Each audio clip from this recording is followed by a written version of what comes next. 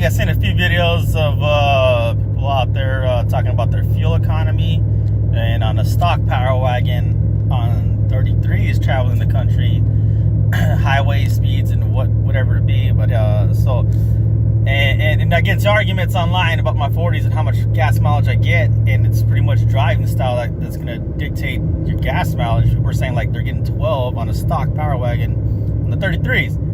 Come on, dog. How you guys driving? How you guys driving that shit? So anyways, we're starting our adventure. We're going up to St. George, Utah. Once we get to St. George, I'll let you know where we're at on gas mileage.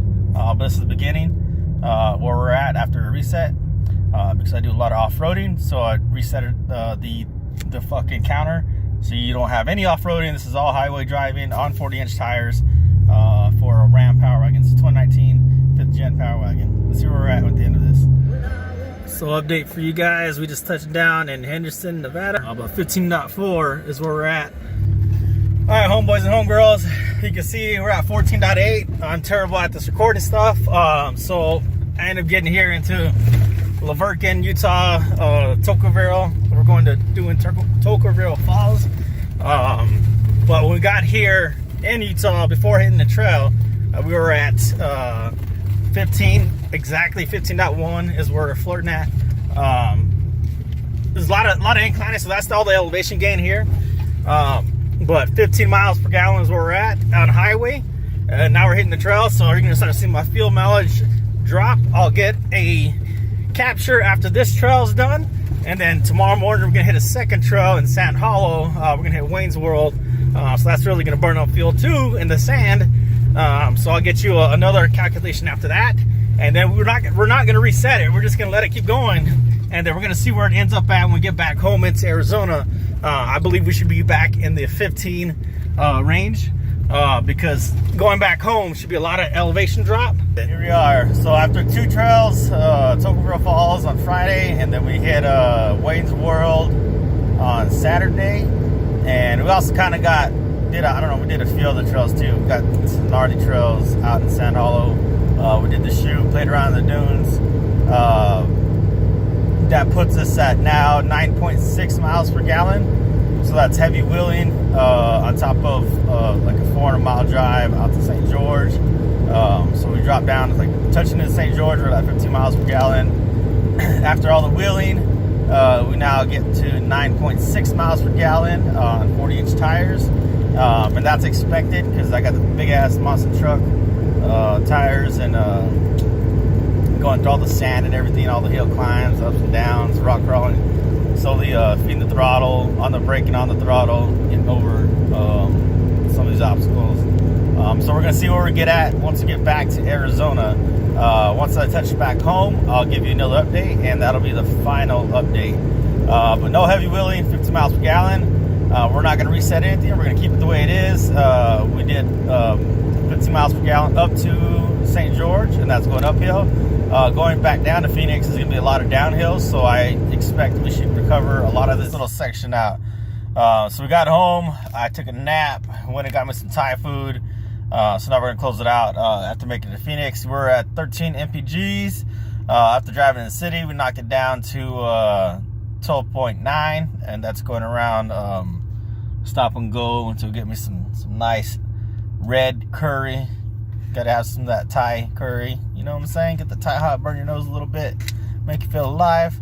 So we're gonna wrap up this video here.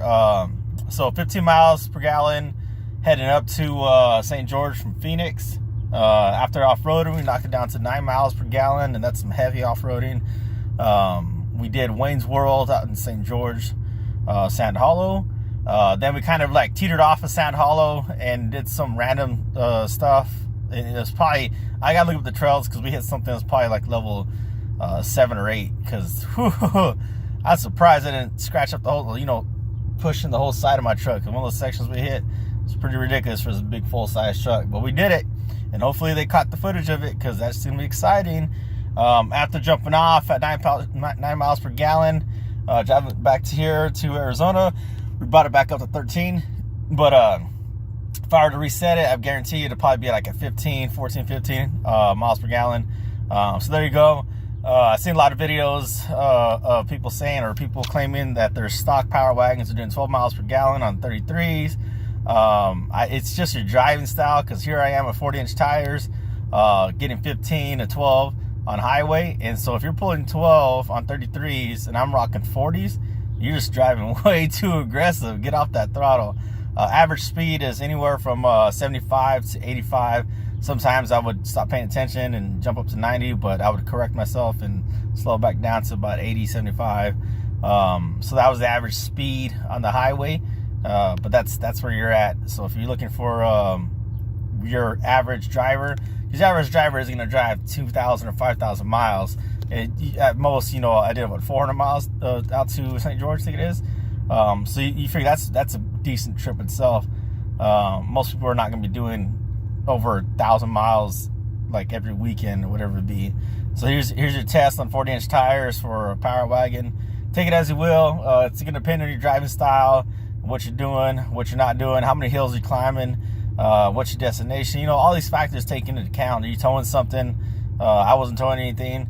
So everything takes into account. So just keep that in mind, grain of salt. Don't make your purchase decision based off of one review or several reviews. Just know that whatever you're using it for, you gotta take that into account. Other than that, we're gonna wrap it up. I'm gonna go eat some Thai food. Gonna be entertained by Logan Paul and Floyd Mayweather. We'll see what goes. And no, I'm not buying it.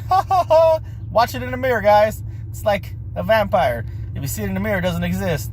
Laters, guys.